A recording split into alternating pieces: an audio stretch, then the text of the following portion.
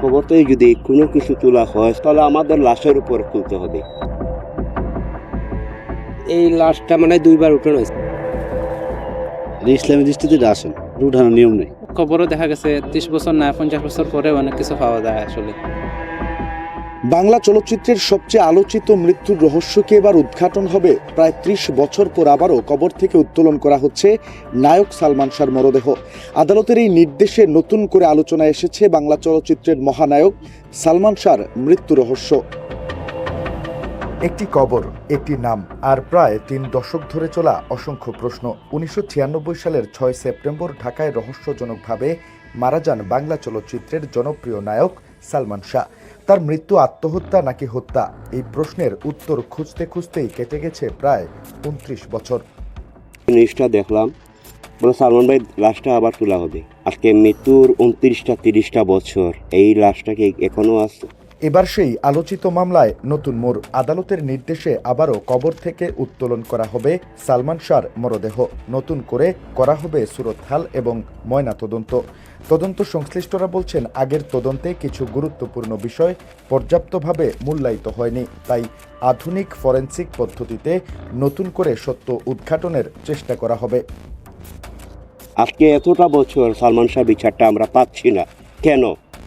ওনার মাংস যে আড্ডি, শরীরের আমাদের আড্ডি বলতে কোনো কিছু আছে? দীর্ঘদিন পরে হলেও পরেও বিচার চাই, সালমান শাহ হত্যার বিচার চাই। সালমান শাহ ছিলেন 90-এর দশকের সবচেয়ে জনপ্রিয় নায়ক। মাত্র কয়েক বছরের ক্যারিয়ারেই তিনি কোটি কোটি ভক্তের হৃদয় জয় করেছিলেন। কিন্তু তার অকাল মৃত্যু আজও দেশের অন্যতম আলোচিত রহস্য। তবে আদালতের এই নির্দেশকে স্বাভাবিকভাবে নিতে পারছেন না সালমান শাহর অনেক ভক্ত অনুসারী।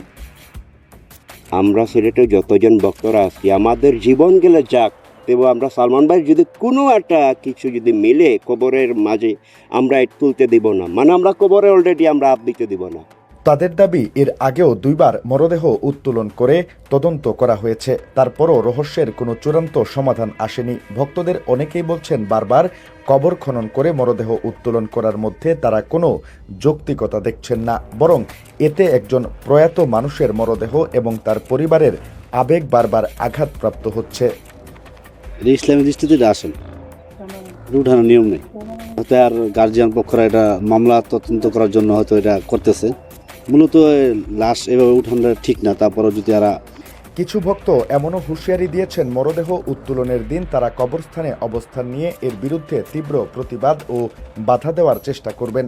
তবে অন্যদিকে মামলার বাদীপক্ষ ও তদন্ত সংশ্লিষ্টদের বিশ্বাস, আধুনিক প্রযুক্তির সহায়তায় নতুন এই প্রক্রিয়া হয়তো দীর্ঘদিনের বিতর্ক ও প্রশ্নের একটি গ্রহণযোগ্য উত্তর দিতে পারে। কবরতে যদি কোনো কিছু তোলা হয়, সালমান শাহর যদি কোনো কিছু মিলে কবরে যদি তোলা হয়, তাহলে আমাদের লাশের উপরে তুলতে হবে।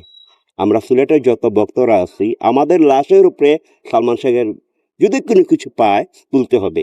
প্রশ্ন এখন একটাই, প্রায় 3 দশক পর কি মিলবে সেই বহুল প্রতীক্ষিত উত্তর? সালমান শাহর মৃত্যুর রহস্য কি অবশেষে উন্মোচিত হবে, নাকি এই কবরের মতোই চাপা পড়ে থাকবে আরও কিছু অজানা সত্য? নিবেন্দু তালুকদার, সিলেট ভিউ, সিলেট।